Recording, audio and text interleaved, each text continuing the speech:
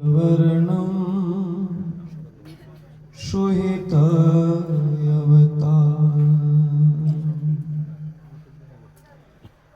अपार संसार समुद्र से तुम भजामहे भागवतो स्वरूपम् आराध्य भगवान् व्रजेश तनया स्तद्धाम वृन्दावनम् रम्या काचिदुपासना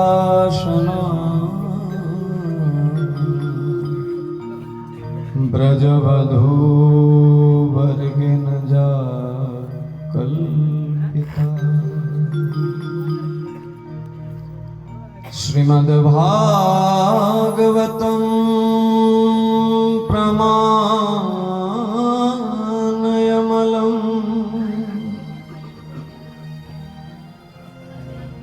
प्रेम पुमर्थे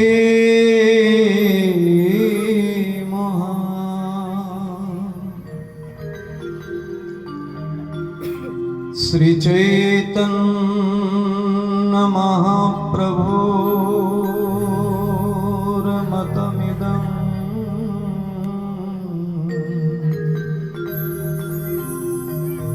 तत्रादरनो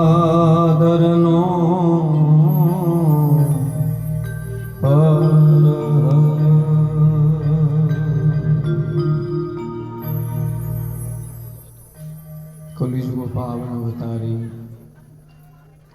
परम करुणामय परमेश्वर श्री कृष्ण चैतन्य महाप्रभु कलियुगेर सकलेर उपास्य कलियुग माने चैतन्य महाप्रभु कलियुग माने महाप्रभुर आदर्श महाप्रभुर सिद्धांत के सम्मान करा भक्तबृंद विधिर की विधान देखुन যে মহাত্মাকে দর্শন করবার জন্য কত দিনের অপেক্ষা ছিল কিন্তু বিষয় তো আজকে এখানে কালকে ওখানে ঘুরে বেড়ায় সুযোগ আর হয় না আর তাছাড়া ভগবানের সময় সময় ভগবান যখন যাকে উপযুক্ত সময় মনে করে যার সাথে বন্ধন করাবেন তখনই হবে। আজকে এতদিনের ইচ্ছা কিন্তু কেমন করে হয়ে গেল দেখুন, বাবারই তৈরি করা ওনারই হরিকথা শ্রবণের দ্বারা আপনাদের মতো অনেক বিষয়ী বলতে সংসারের বেড়াজালে আবদ্ধ এই জায়গা থেকে তাদেরকে ভগবত প্রসাদ ভগবানের কথারূপ অমৃত পান করিয়ে তাদেরকে বিষয়ের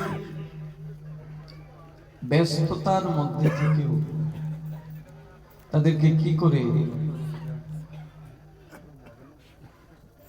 ভগবানের জন্য যে সময় দিতে হয়, ভগবানের কথা শ্রবণের জন্য যে প্রচুর প্রচুর পরিমাণে সময় দিতে হয়, এটা তাদের ভিতরে তিনি প্রবেশ করিয়েছেন।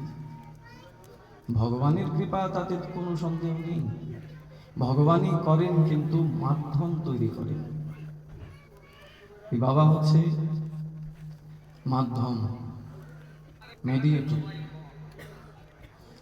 তো তারই তৈরি করা কতিপয় ভক্তবৃন্দ তারা আমাকে বললেন যে মহারাজ আমরা কালকে মহাত্মার দর্শনে যাব, যদি আপনি যেতেন। কিন্তু তারাও জানতো না যে মহাত্মার দর্শনের জন্য কত কাল আমি আকাঙ্ক্ষিত। সৌভাগ্যক্রমে তাদের মাধ্যম দিয়ে আজকে এই মহাত্মার দর্শন হয়ে গেল। কাপড় দিয়ে সাধুকে নির্ণয় করা যায় না। আমি গৈরিক পোষণ, ত্যাগীর পোষণ এটা, কিন্তু তার মানে এটা নয় যে যিনি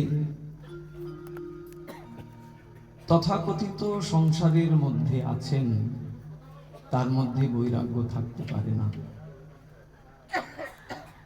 বরং কোথাও কোথাও দেখা যায় তার মধ্যে যে বৈরাগ্য, সেই বৈরাগ্যের তুলনায় আমরা অনেক পিছিয়ে।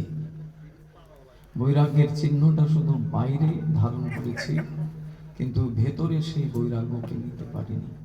সেই বৈরাগ্যেরই মূর্তি আপনাদের সম্মুখে বিরাজমান।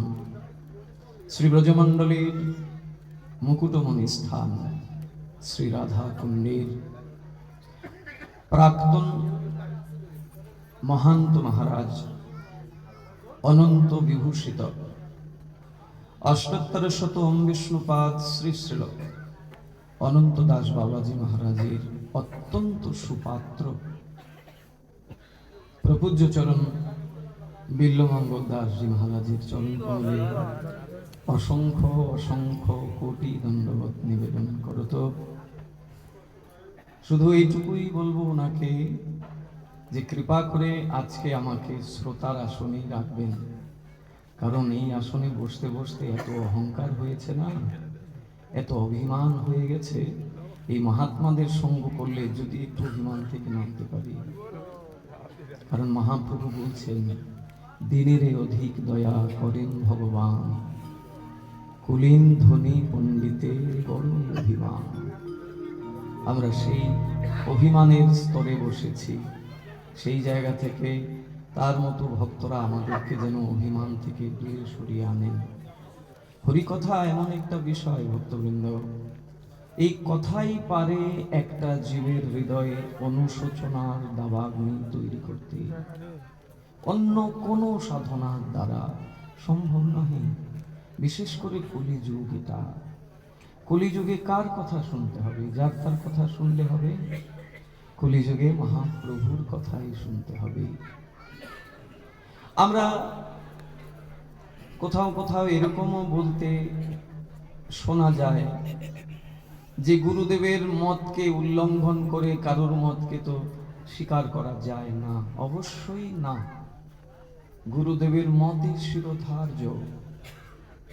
কিন্তু আবার এখানেও কথা, গুরুদেব যদি মহাপ্রভুর মতের বিরুদ্ধে গিয়ে কিছু বলেন তাহলে তো অবশ্যই সেটা গ্রহণীয় নয়। যিনি সত্যিকার অর্থে গুরুর আসনে বসবেন তিনি তো এক তিল মহাপ্রভুর বাইরে যেতেই পারেন না, নইলে তো তিনি ওই আসনে বসার মর্যাদা হারিয়ে ফেলবেন।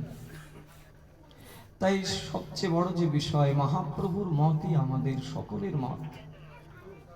মহাপ্রভুর শেষ কৃপাভাজন শ্রীনাথ চক্রবর্তী পাদ এটাই বললেন, শ্রীমদ্ ভাগবত প্রমাণমলম প্রেম পুমর্থি মহান শ্রী চৈতন্য মহাপ্রভুর মতমিদং তত্রাদর ন পরহ। মহাপ্রভুর মতের বাইরে আর কারুর মতকে প্রাধান্য দেয়া যাবে না। মহাপ্রভু কি বললেন? এই ভাগবতী হচ্ছে কলিযুগের প্রত্যেকটা জীবের জীবাত্মা। যিনি যত বেশি ভাগবত কথায় অবগাহন করবেন শ্রদ্ধার সহিত, এখানে আরেকটা কথা আছে, শব্দ আছে, শ্রদ্ধা। শ্রদ্ধার শব্দে বিশ্বাস কহে সুদৃঢ় নিশ্চয়। যদি শ্রদ্ধা থাকে শ্রবণে, নাতি দীর্ঘেন কালেন ভগবান বিশ্বতরিধি। বেশিক্ষণ লাগে না, ভগবান তার হৃদয়ে অবরুদ্ধ হয়ে যান। আমরা সেই অপ্রাকৃত কথা, সেই চিন্ময় জগতের কথা, যে কথা আমাদের কর্ণকুহরে প্রবেশ করে যদি একবার হৃদয়ে আঘাত করে, তৎক্ষণাৎ আমি আমার স্বরূপে পরিচয় পেতে পারবো। সেই কথাই শুনবো প্রপূজ্য চরণ ওম বিষ্ণুপাদ অষ্টোত্তর শত বিল্লমঙ্গল দাসজি মহারাজের চরণ থেকে তিনি কৃপা করবেন। আর আপনারাও ভক্তবৃন্দ যদি শুধু ধন্য শব্দটা বলি তাহলে বিশেষায়িত করা হলো না। আপনারা আসলেই সৌভাগ্যবান, সৌভাগ্যবতী। আপনারাও কৃপা রাখবেন এইরকম মহাত্মাদের চরণতলে থেকে যেন কিঞ্চিত হলেও ভগবত ভজন করতে পারি। রাধে রাধে।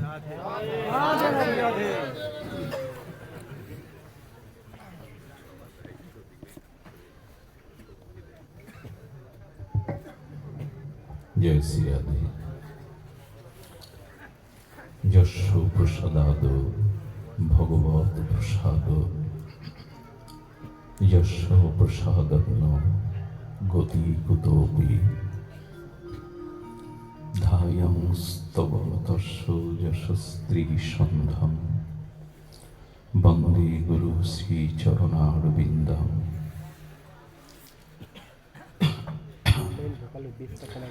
আজানুলম্বিত ভুজ কনকাবদাত, সংকীর্তনং কপিতর কমলায়তাক্ষ,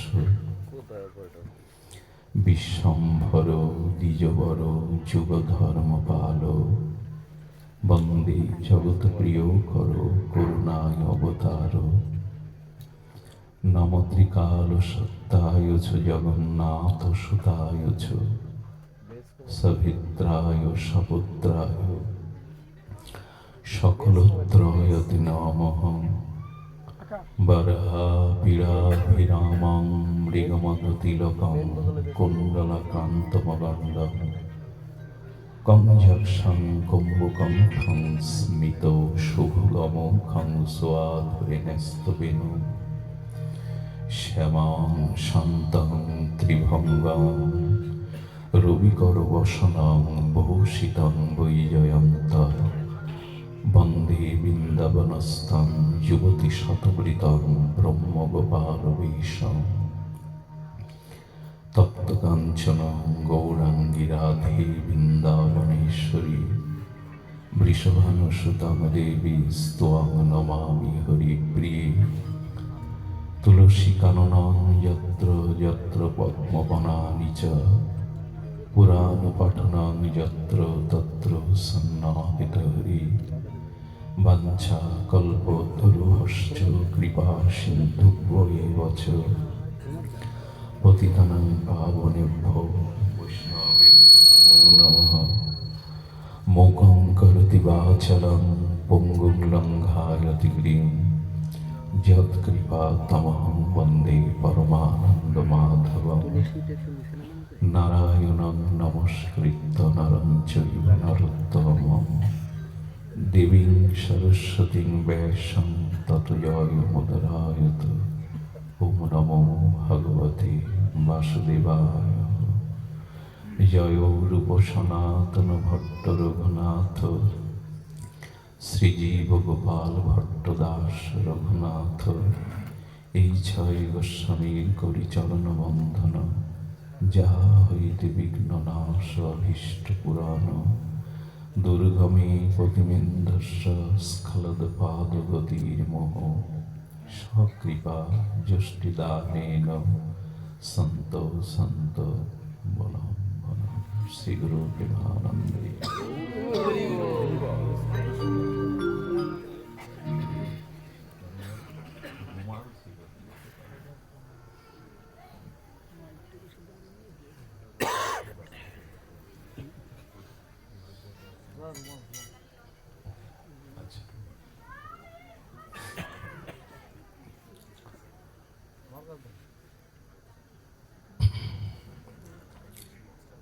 ঠিক আছে।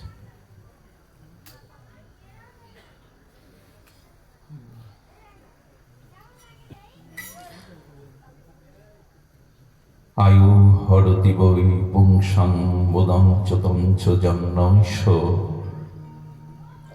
তস্যতে যতখাননিত উত্তম শ্লোকবত্তয়া।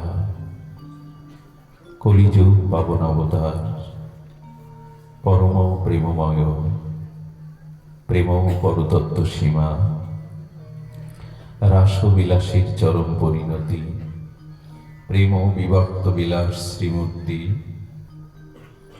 পরম করুণা বরুণালয় শ্রী শ্রী সচিনন্দন নদিয়া বিহারী শ্রী গৌর হরি পরম পাবন পতিত উদ্ধারণ পতিত তারণ চিন্তামণি দাতা শিরোমণি পরম দয়াল পরম কারণিক শ্রীনিতাই চাঁদের মহা অনুকম্পায় শ্রী শ্রী রাধা মাধবীর অহেতুকী করুণায় বঙ্গবসুন্ধরার ভক্ত গৃহ শ্রী অঙ্গনে পারলৌকিক আত্মকল্যাণার্থে আজ এই সান্ধ্য দিবেশনে ভক্তগৃহ শ্রীনিকেতনে শ্রীমদ্ ভাগবতী ও ভক্তিযজ্ঞের সুধাযজ্ঞের অমৃত যজ্ঞের যে পরম আয়োজন, সেই পরম আয়োজনে এই মহামৃতক্ষণে মহামাহেন্দ্রক্ষণে অস্মদীয় জীবনধন জীবন সর্বস্ব প্রাতঃস্মরণীয় পরম বন্দনীয় সদ্গুরু শ্রী ভগবান শ্রী শিল গুরু মহারাজের রাতুল আতুল পাবন পদারবিন্দে পরার্থ কোটি দণ্ডবৎ প্রণতি। আজ এই ভাগবত পরিমণ্ডলকে যিনি অধিক শোভামণ্ডিত করেছেন, যা স্নিগ্ধ পাবন উপস্থিতি প্রত্যেকটি ভক্ত হৃদয়ে আর শুদ্ধ শ্রদ্ধা বিশ্বাস ভক্তির হরিকথার উৎকণ্ঠ জাগিয়েছেন, সেই পূজ্যপাদ মহারাজজির চরণে পুনঃ পুনঃ ভোগ ধন্যবাদ প্রণতি তার একান্ত কৃপা করুণা প্রার্থনা করে সমাগত মহাপ্রভুর অনুরাগী শুদ্ধ বৈষ্ণবজন সন্তজন মহতজন সুদীজন শ্রদ্ধাশীলা ধর্মশীলা দেবী মুক্তি কল্যাণিয়া মাতৃগণ সকল ভক্তচরণে সশ্রদ্ধ দণ্ডবৎ প্রণতি। দেখুন, মহারাজ তার অপর করুণা নিচ্ছরণী ঝর্ণাধারায় বললেন, মহাপ্রভুর আদর্শকে বুকে নিয়ে মহাপ্রভুর সর্বোত্তম মত আমাদের গ্রহণ করা জীবনের একমাত্র একান্তিক শ্রেয় প্রেম ভক্তি লাভের একমাত্র দিগদর্শন। শ্রীমান মহাপ্রভু আমার মতো অজ্ঞ অধম অবিদ্যা অস্মিতাগ্রস্ত জড়জীবের জন্য তিনি জানিয়েছেন, দুই ভাই হৃদয়ের খালি অন্ধকার, দুই ভাগবত সঙ্গে করান সাক্ষাৎকার। বাইরে কারোর সাথে দেখা হওয়ার নাম পরিচয়, আর অন্তর পরিচয়ের নাম হলো সাক্ষাৎকার। শ্রীমান মহাপ্রভু করুণা নিধি দয়াল নিতাই চাঁদ আমাদের মতো জীবের এই বিষয় অবিদ্যা জড়তা অচৈতন্যতা দূর করবার জন্য প্রক্ষালন করবার জন্য দুই ভাগবতের সঙ্গে সাক্ষাৎকার করিয়ে দিলেন। এক ভাগবত বড় ভক্তি রস শাস্ত্র, আর ভগবত বড় ভক্তি রস পাত্র। আমাদের হৃদয়ে জন্ম জন্মান্তরীণ অবিদ্যা অজ্ঞানতা মোহ জড়তা এগুলি প্রক্ষালনের জন্য এই দুই ভাগবত সাক্ষাৎকার আমাদের জীবনে একান্ত প্রয়োজন। আমরা সেই মহা সৌভাগ্য আজ এই ভক্ত পরিমণ্ডলে প্রাপ্ত হয়েছি শ্রী গুরু মহারাজের কৃপায়।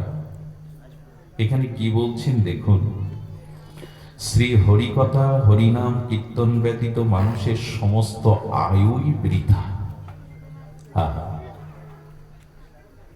শ্রী হরিকথা হরিনাম অনুরাগ ব্যতীত শ্রবণ কীর্তন ব্যতীত সমগ্র জীবনই ব্যথা এবং বৃথায় ভরা।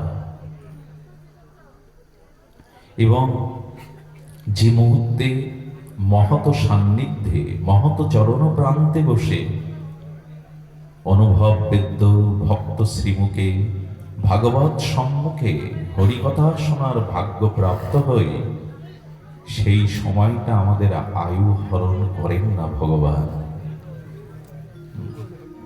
আয়ু হরতে বই পুংসাং, আমাদের আয়ু হরণ করেন না। একটু আস্তে, একটু কথা বলতে নিষেধ করো। তস্যতে যৎক্ষণানিত উত্তম শ্লোকবৎময়া, উত্তম শ্লোক শ্রী ভগবানের নাম রূপ লীলা কথা অনুভবেদ্য ভজন অনুমুখ ভক্তের মুখে সাধু সান্নিধ্যে শ্রবণ যখন করা হয়, তখন আমাদের আয়ু হরণ হয় না। পূর্ব দিগন্তে সেই বিবাহ ভরি শেষে আলোকিত সূর্যের উদয় হয়, আবার পশ্চিমে রক্তিম রাঙে আবির রাঙে বিচিত্র রংবাহারে সূর্য অস্তমিত হয়। এটা ভজন বিমুখ শ্রী গুরু মহৎ কৃপা বিমুখ সাধারণ সংসারী বিষয়াবদ্ধ জীবের জন্য নিত্য নৈমিত্তিক সাধারণ ঘটনা। আচ্ছা বলুন তো, আমার মতো মাদিস ভজন বিমুখ চৈতন্য বিমুখ শ্রী গুরু কৃপা মহতের কৃপা বঞ্চিত বিষয়াসক্ত জীবের সূর্য উদয় হলো অস্ত হলো, এতে কি এসে যায়?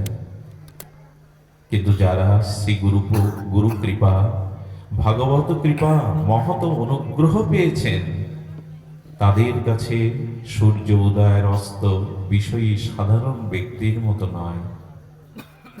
তাদের উপলব্ধি, হে প্রভু, তোমার ভজন বিনা, তোমার চৈতন্য বিনা, তোমাকে উপলব্ধি বিনা আমার জীবন থেকে একটা আয়ু দিন বিদায় হলো, মৃত্যু এগিয়ে এলো। তারা এই যন্ত্রণায় ছটফট করতে থাকে, ভজন হলো না, কৃপা হলো না, সাধু সঙ্গ হলো না।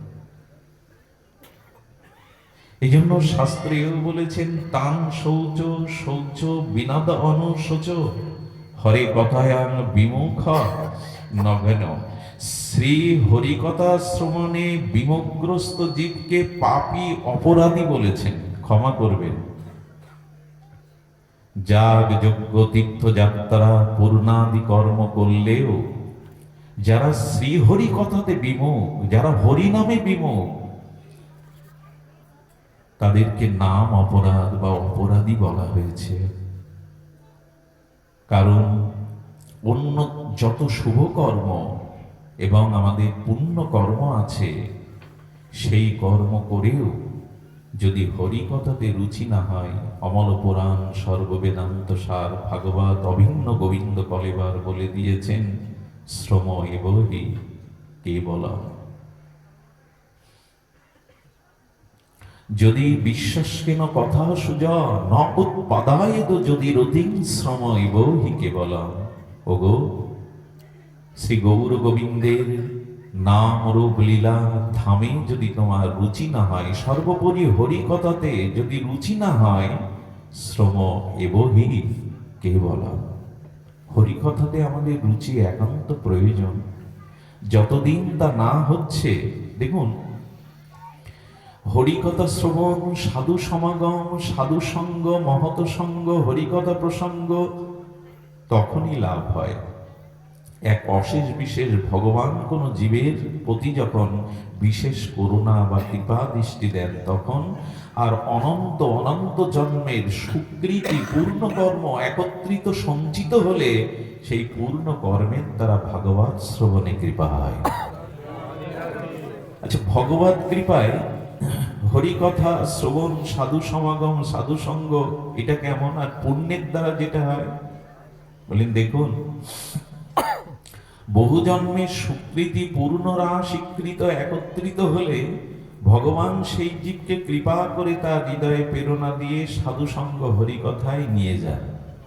আর যদি ভগবান কোনো জীবের প্রতি বিশেষ করুণা করেন, তখন তিনি কোনো মহৎকে তার কাছে পাঠান সঙ্গের জন্য, তাকে কৃপা করবার জন্য। যেমন মহারাজ যিনি ওনার শুভাগমনা যে জন্যই, যদি কোনো মহৎ কৃপা করে তোমার দুয়ারে এসে তোমাকে কৃপা করতে আসেন, হরিকথা স্মৃতি জাগাতে আসেন, তোমার সুপ্ত লুপ্ত চেতনাকে জাগরণ করতে আসেন, তাহলে জানবেন ভগবানই বিশেষ কৃপা দ্বারা তোমার কাছে তিনি পাঠিয়েছেন। ভগবান চাইছেন তোমাকে প্রেম ভক্তি দান করে ধন্য করার জন্য। এই জন্য সাধু দর্শন সাধারণ ঘটনা নয়। হরিকথাকেও যেন সাধারণ অন্যান্য অনুষ্ঠানের ন্যায় আমরা ভুল না করে বসি। উত্তম শ্লোক শ্রবণের সাথে সাথে জীব গোস্বামী পাদ সন্ধ্যার ব্যবস্থা উল্লেখ করেছেন, যারা হরিকথা শ্রবণ কীর্তনে রত আছে তাদের আয়ু হরণ হয় না। কথাটি কি করে মেনে নেই? নিষ্কিঞ্চন এই মহাত্মারা তো সারাটে জীবন হরিকথা জীবের দুয়ারে দুয়ারে পৌঁছে দিচ্ছে। তো তাহলে একজন হরিকথা রসিক প্রেমিক তিনিও মারা যান, হরিকথা বিমুখ তিনিও তো মারা যান। আয়ু তো সকলের হরণ হচ্ছে, হরিকথা শ্রবণ কীর্তনকারীর আয়ু হরণ হয় না, এই কথা মানব কি করে? জীব গোস্বামী পাদ সন্দর্ভে বলেছেন, হরিকথা রসিক জনের ভক্ত জনের মৃত্যু আর আমার মতো বিষয়ী মাদিস জীবের মৃত্যু একরকম মনে হলেও এক নয়। দৃষ্টান্তে বলেছেন এই দার্শনিক আচার্য প্রভা, আমাদের এই পৃথিবী নামক ভূখণ্ডে এমন দার্শনিক আচার্য কমই এসেছে জীব গোস্বামী পাদের মতো। উনি সন্দর্ভে উল্লেখ করেছেন, বিড়ালি যখন তার বাচ্চাটিকে ধরে ঘাড় মোটকেই তো দন্ত দ্বারা ধরে। বিড়ালির বাচ্চার যদি ভাষা থাকতো, অনুভূতি প্রকাশের ভাষা থাকতো, বলতো তোমাদের যেমন স্নেহ বৎসল মা করে করে নেয়, বুকে করে নেয়। বিড়ালি বলছে, বাচ্চাটা বলছে, মাও যখন ঘাড় মোটকে আমাকে ধরে তখন মনে হয় মা আমাকে আদর করে স্নেহে কোলে নিয়ে আমার সুখের স্থানে নিয়ে যাচ্ছে না। চাই এই জন্য বিড়ালি দেখবেন 2-10 বার স্থান পরিবর্তন করে ওর সুখের জন্য। কিন্তু ওই একই বিড়াল যখন ঘরে ইঁদুরকে ওই একই ভাবে ধরে, দুটো ধরা কি এক গো? ইঁদুরের তো প্রাণ সংহার করে নেয়, কিন্তু বিড়ালি বাচ্চাটাকে যখন ধরে তখন সে পরম আনন্দ, মাতৃ অনুভূতির সুখ পায়, স্নেহ পায়। তেমনি যারা হরিকথা শ্রবণ করেছে তাদেরও মৃত্যু স্বাভাবিক।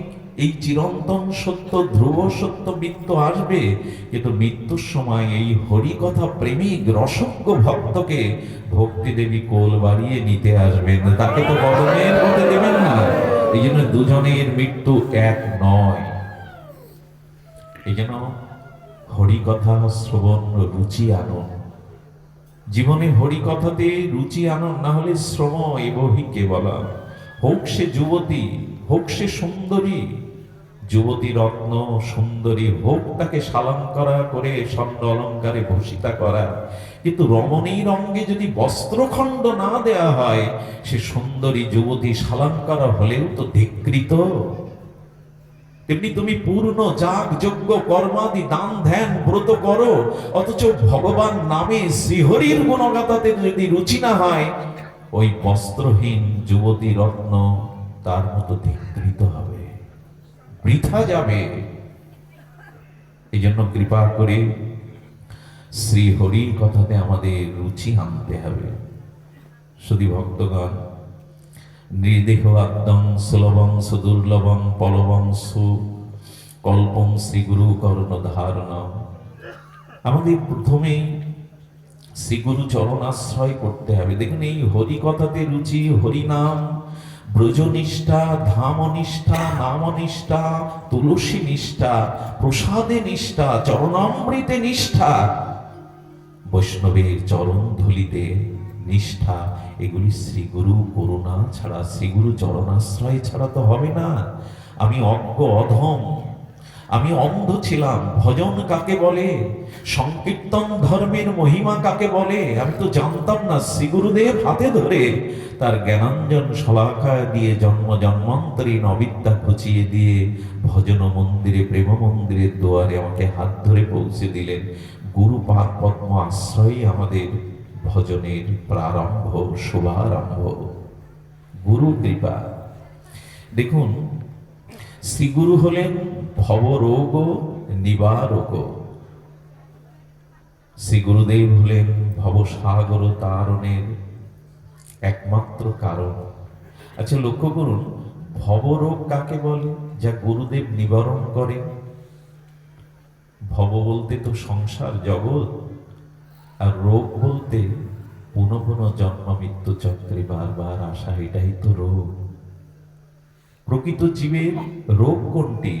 পুনঃ পুনঃ মাতৃজঠরে পুনঃ পুনঃ জন্ম মৃত্যু চক্রে আবর্তন হওয়া। মাতৃগর্ভে না এলে তো মৃত্যু আমাকে স্পর্শ করতে পারত না, কর্মফলের প্রারব্ধ আমাকে স্পর্শ করতে পারত না, জগতের এই দুঃখ জরা ব্যাধি দুঃসহ যন্ত্রণা আমাকে উপলব্ধি করতে হতো না। দুঃখের মূল কারণ পুনরায় মাতৃজঠরে আসা। এই জন্য শ্রী গুরু মহারাজ, শ্রী গুরু চরণ আশ্রয় আমাদের কেন দরকার না?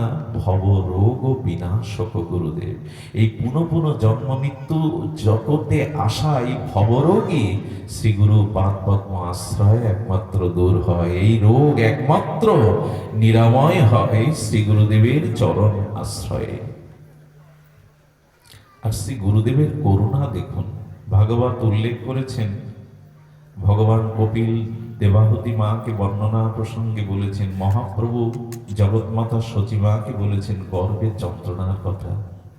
গর্ভ তো এক প্রকার নরক, মলমূত্রের মাঝখানে ওই দ্বারে যেভাবে 10টা মাস গাঢ় অন্ধকারে প্রবেশ করে আমরা নারকীয় যন্ত্রণা ভোগ করি, এই জন্য গর্ভ যন্ত্রণা এক নরক যন্ত্রণা।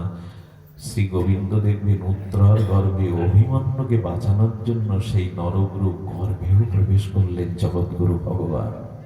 এত করুণা কার আছে? এত ভক্ত বৎসলতা কার আছে? গুরুদেবেরই আছে, জগৎগুরুরই আছে। কৃতজ্ঞ ভক্ত বৎসল বদান্য, ভক্তের জন্য তিনি কি না পারেন।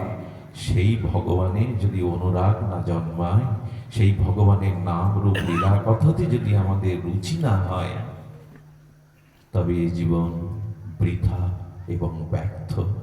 তাই বললেন তস্যতে যতক্ষণ নিত উত্তম শ্লোকবত্তয়া শ্রীনন্ত শকতা কৃষ্ণ পূর্ণ শ্রবণ কীর্তন হৃদয়স্থ অভদ্রাণী বিধুনতি সরিদ সতা। গুরু মহারাজজি অপার করুণা করে ভাগবতের মহিমা বলেছেন, শুনুন। দেখুন, ভাগবত তো আমরা শ্রবণ করছি, কিন্তু মহাপ্রভু মত বা অভিমতের সিদ্ধান্তের বাইরে ভাগবত শুনলে আমাদের কল্যাণ হয় না। ভাগবত শ্রবণে ভাগবত সিদ্ধান্ত কিরূপ এটি জানতে হবে। দেখুন কি অবাক বিষয়, ভগবান শঙ্কর সতীকে নিয়ে চলেছেন চিত্রকূটে। কি অদ্ভুত দৃষ্টান্ত এসেছে রামচরিত মানসে গোস্বামী তুলসীদাস কৃত। ভগবান শঙ্কর শিব ঠাকুর সতীকে নিয়ে, অর্ধনারীশ্বর সতীকে নিয়ে চলেছেন চিত্রকূটে। ঋষি ভরদ্বাজের আশ্রমে চলেছেন, অগস্ত্যর আশ্রমে, ঋষি অগস্ত্যর আশ্রমে। রাঘবেন্দ্র রাজীবলোচন ভগবানের দিব্য নাম রূপ লীলা শ্রবণ করে, যখন শ্রবণ করতে ভগবান শঙ্কর সতীকে নিয়ে উপস্থিত হয়েছেন, সঙ্গে সঙ্গে অগস্ত্য ঋষি এসে ভগবান শঙ্করকে সাষ্টাঙ্গে প্রণাম করছেন। এই দেখো মা, শ্রবণে কেন আমাদের ভক্তি প্রেম, আমাদের স্বভাব সংস্কার কেন হচ্ছে না? সতী হঠাৎ বলে বসলেন, বক্তাকে শ্রোতা প্রণাম করে, কিন্তু এ তো দেখছি বক্তাই শ্রোতাকে প্রণাম করতে এসছে। ইনি উপযুক্ত সামর্থ্য বক্তা তো? এই হরিকথাতে সতীকে নিয়ে ভগবান শঙ্কর এলেন, কিন্তু সতী প্রথমেই ভুল করে বসলেন, ভাগবতের প্রতি তার প্রগাঢ় শ্রদ্ধা এলো না। আরে উনি মনে করেছেন বক্তাকেই তো শ্রোতারা প্রণাম করে, অভিনন্দন জানায়, স্তুতি আরতি করে। এ তো দেখছি বক্তা উঠে এসে শঙ্করকে প্রণাম করছেন। ইনি উপযুক্ত বক্তা তো? যদি কারো কখনো মনে হয় ইনার মুখে হরিকথা শুনে কি হবে, ইনি উপযুক্ত তো, ওই শ্রদ্ধা নষ্ট হওয়াতে সতীর আর হরিকথাতে রুচি হলো না। দেখুন, হরিকথাতে রুচি না হলে তার পরিণাম কি হয়। গোস্বামী তুলসীদাস কি অপূর্ব দৃষ্টান্ত জীবের সামনে আমাদের এই জগতে উপস্থিত করেছেন। হরিকথা শুনলেন কিন্তু মনোযোগ এলো না। একটি কথা বলি, যদি অপরাধ না নেন, বহু জন্মের সঞ্চিত অপরাধ সঞ্চয় থাকলে এহেন কৃষ্ণ নামে প্রেম না হয় অঙ্কুর, জানিও দেহে আছে অপরাধ প্রচুর। ভগবানের দিব্য লীলা কথাতে যার চোখ সজল হয় না, যার চিত্ত বিগলিত হয় না, যার অলসতা অরুচি আসে, জানতে হবে অনেক জন্মের অপরাধ হৃদয়ে বাসা বেঁধেছে। এই জন্য একটু সাবধানে শুনিবে মহন্ত বচন, সাধুমুখে হরি কথা ভাগবত কথা খুব সতর্ক হয়ে শুনতে হয়। তার পরিণাম সতীর মন বসল না প্রভুর কথায়। হরিকথা বিশ্রামান্তে ভগবান শঙ্করের সাথে আসতে আসতে তখনই রঘুপতি রাজীবলোচন মর্যাদা পুরুষোত্তম ভগবান তিনি লীলা করছেন। সীতা হরণের পরে প্রভু সীতা বিরহে কাতর হয়ে হরিণের কাছে, বৃক্ষের কাছে, নদীর কাছে ব্যাকুল হয়ে প্রশ্ন করছেন, সীতা কোন পথে বলতে পারো? ভগবান শঙ্কর বলছেন, দেখো সতী, ভগবানের দিব্য নাম রূপ লীলা ভক্ত মুখে আচার্য মুখে শ্রবণের ফল দেখো। যার লীলা কথা শ্রবণ করে এলাম সেই স্বয়ং ভগবানকে এখন আমরা সামনে দেখতে পাচ্ছি। হরিকথার ফল হলো প্রেম ভক্তির দ্বারা ভগবানের চরণে পৌঁছানো। ভগবান শঙ্কর দূর হতে শ্রদ্ধান্বিত হয়ে সাষ্টাঙ্গে প্রণাম করছেন। বাবা একটু আসতে প্রণাম করছেন। দেখুন, হরিকথা যদি শ্রদ্ধান্বিত হয়ে আর উৎকণ্ঠা ব্যাকুল পিপাসাক্ত জাতক সম হয়ে শ্রবণ করা যায়, হরিকথায় হরির দর্শন বা চরণ পর্যন্ত পৌঁছে দেয়, তার প্রমাণ। ভগবান শঙ্কর চিন্তা করলেন, প্রভু নরলীলাতে আছে, মত্ত লীলাতে আছে, এই মুহূর্তে তার সম্মুখে গেলে তার লীলায় ব্যাঘাত ঘটবে। দূর থেকে সাষ্টাঙ্গে বারবার স্তুতি প্রণতি আর সাষ্টাঙ্গ দণ্ডবাদ করলেন। সতী হঠাৎ মনে হলো, কাকে প্রণাম করছেন? জগৎ তো প্রণাম করে ভগবান শঙ্করকে, ওনাকে প্রণাম করছে বলে সতী সংশয় এনো না, প্রভুকে প্রণাম করো। কিন্তু এই যে হরি কথাতে রুচি হয়নি, ভাগবতে রুচি হয়নি, সে কারণে ভগবানেও তার পূর্ণ বিশ্বাস জন্মায়নি। আচ্ছা, শঙ্কর তো সতীর গুরু, পতিত পরম গুরু, সেই গুরু বাক্যে যার শ্রদ্ধা না আসে তার পরিণতি দেখুন। শ্রী গুরু বাক্যে, শঙ্কর বাক্যে, ভগবান শিবের বাক্যে বিশ্বাস এলো না। প্রণাম করতে কাকে বলছেন শঙ্কর? যিনি স্ত্রী হারিয়ে বনবাসে বিরহ কাতরে স্ত্রী খুঁজে বেড়ান, তিনি ভগবান হতে পারেন? সতী কি সাধারণ? আদ্যা শক্তি দেবী ভগবতী, উনি কি সাধারণ? কিন্তু উনি জগৎকে, গোস্বামীপাদ বলছেন, আচ্ছা ইনি এই লীলা কেন করছেন? সতী কেন প্রভুকে চিনতে পারছেন না, প্রণাম করছেন না? শঙ্কর বাক্যেও তার অবিশ্বাস হচ্ছে কেন জানেন? এখানে একটা ভুল ভেঙে দেওয়া দরকার।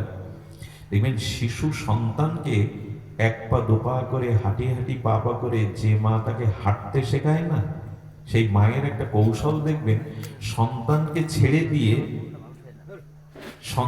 ছেড়ে দিয়ে অপেক্ষা করে, আয় খোকা আয়। আপনারা লক্ষ্য করবেন, সন্তান যখন আসতে থাকে মা কি করতে থাকে? উল্টো হাঁটতে থাকে কিনা, পিছাতে থাকে কিনা? খোকাকে হাঁটি হাঁটি পা পা করে তাকে হাঁটা যখন শেখানো হয়, পদচক্র মানে সন্তান যখন হাঁটতে শেখে, মা দেখবেন পিছনে হাঁটে, আয় খোকা আয়, হাঁটে কিনা? মা পেছনে হাঁটছেন কেন জানেন? ওকে সঠিকভাবে হাঁটা শেখানোর জন্য। তো জগৎ মাতা পার্বতী, জগৎ মাতা আদ্যা শক্তি ভগবতীর ভুল হয়, গুরু বাক্যে সংশয় হয়, কপটতা আসে হৃদয়ে, উনি উল্টো হেঁটে আমাদের হাঁটা শেখাচ্ছেন ভাগবত পথে। এভাবেই চলতে হয়, এভাবেই চলতে হয়। তো স্ত্রী হারিয়ে যে বনে বনে কাঁদে, সে ভগবান পূর্ণ ব্রহ্ম, আমার বিশ্বাস হয় না। ভগবান শঙ্কর এক বটবৃক্ষের তলে বসে বললেন, অবিশ্বাসে মরতে হয়, তুমি মরো, আমি প্রভুর নাম নিয়ে। বটবৃক্ষ মানে দৃঢ় বিশ্বাস, নিশ্চৈতিকা বুদ্ধি, ওখানে বসে প্রভুর নাম করতে লাগলেন। সতী কি করলেন জানো মা? দেখো ভাগবত কিভাবে শ্রবণ করতে হয়, ভাগবতের মহামহিমা কি করে উপলব্ধি হয়। উনি সীতার রূপ ধরেছিলেন, দেখি তো। পূর্ণ ব্রহ্ম ভগবান রামচন্দ্র দূর থেকে প্রণাম করে বললেন, মা, সন্তানকে পরীক্ষা নিতে হয়। ঠকে গেলেন। ঠকে যাওয়ার পরে যখন ফিরে এলেন শঙ্করের কাছে বিষণ্ণ বদনে, শঙ্কর বলছেন, তোমার পরীক্ষা করা হয়েছে? বলল, না প্রভু, আমি পরীক্ষা তো করি। মিথ্যার আশ্রয় নিলেন। শ্রী গুরুচরণে যদি, বৈষ্ণব চরণে যদি আপনার ভিতরে কপটতা আসে, আপনার ভিতরে মিথ্যা প্রবঞ্চনা আসে, আপনি কোনোদিনই কৃপা থেকে বঞ্চিত হবেন। কৃপা রাজ্য হতে আপনি পুরোপুরি বঞ্চিত হবেন। দেখুন, ভগবান রাজ্যে সব থেকে বড় ভগবত কৃপার পাত্র হলো নিষ্কপটতা, সরলতা। যদি ছলনা আসে, প্রবঞ্চনা আসে, ভ্রম আসে, এ পথে কিছুই পাওয়া যাবে না। আচ্ছা, একটা অমৃতের বোতল বা শিশিতে একটা অমৃত আছে, পাশে খার প্রদান নোনা জলে ভরা আছে, শিশির মুখটা সিপে দিয়ে আটা। আচ্ছা, যদি অমৃতের শিশি থেকে আপনি আপনার এই খার প্রদান নোনা জলে ভরা শিশিতে অমৃত নিতে চান, কি করতে হবে? প্রথমত খার প্রধান শিশিটাকে খালি করতে হবে। তো খালি করেই তো অমৃত নিতে হবে। তেমন আমাদের হৃদয়ে যে অবিশ্বাস আছে, অশ্রদ্ধা আছে, এগুলি আগে হৃদয়ের পাত্র থেকে খালি করতে হবে, না হলে ওখানে কৃপা আসবে না। আচ্ছা, খালি করবেন কি করে? বোতলটা উপর করলেন অথচ পড়ছে না জল, তার কারণ কি? সিপেটা আটা আছে। এই সিপেটা হলো কপটতা। ভেতরে বাইরে দুই রকম এই যে কপটতা থাকলে সে ভগবত কৃপা পায় না। সিপিটা তো খুলতে হবে, পাত্র খালি করুন, তাহলে অমৃত পাত্র থেকে তাতে কিছু পাওয়া যাবে। উনি ছলনা করলেন, না আমি তো পরীক্ষা করিনি, লজ্জা পাবেন বলে। আপনারা জানেন, এই সতী দক্ষযজ্ঞে দেহ ত্যাগ করেছিল কেন জানেন? সতীর মৃত্যু আছে? মৃত্যু নাই, কিন্তু এই দেহটা পরিবর্তন করে পার্বতী গিরিজা হয়ে এলেন কেন জানেন? এ দেহে ভগবত অপরাধ হয়ে গেছে, গুরু বাক্যে অবিশ্বাস হয়ে গেছে, তাই এ দেহে আর ভজন কৃপা হবে না। আরে দক্ষযজ্ঞ তো সামনে রাখা, কিন্তু মূল কারণ হলো যখনই মহৎ চরণে অবিশ্বাস আসবে, হরিকথাতে রুচি না আসবে, যখনই ছল কপটতা ভগবানের নাম রূপ লীলাতে আপনার সুদৃঢ় ও নিশ্চৈতিকা বুদ্ধি বা বিশ্বাস না আসবে, তখন এই শরীরে আর ভজন হবে না। এই জন্য বাবা উনি বলেছেন, অনুভবী মহারাজজি ওনার ভাগবত অনুভূতি লব্ধ সেই উপলব্ধি স্বরূপে মহাবাণীতে বলেছেন, বিশ্বাস চাই, শ্রদ্ধা চাই। সেই কথাটি বলবার জন্য এই কথার অবতারণা। শ্রদ্ধা চাই, বিশ্বাস চাই, তাছাড়া তো হবে না। কিন্তু তার আগে চাই এই অনিত্য অসুখ সংসারের প্রতি আমাদের একটু বিরক্তি জন্মানো।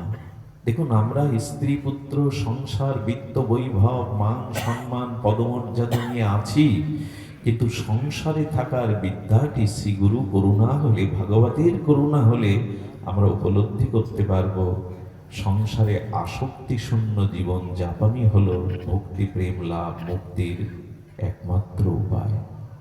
সংসারকে আমরা ঠিক বুঝতে পারিনি, আমি তো পারিনি মাদিস্যজন। সংসারের স্বরূপটা কেমন জানেন? সংসারে চিরকাল কেউ আপনার প্রিয় থাকবে না, এটাই সংসারের একটা দোষের অন্যতম।